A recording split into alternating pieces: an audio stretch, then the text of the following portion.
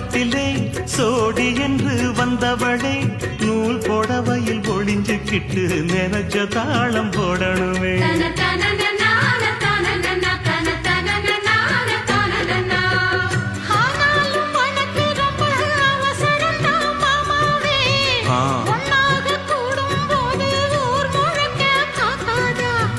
பார்த்தாலும் தவறு இல்ல பனியுறங்கும் ரோசாவே உன்னால சொத்த வச்ச மூக்குலதான் வைக்காத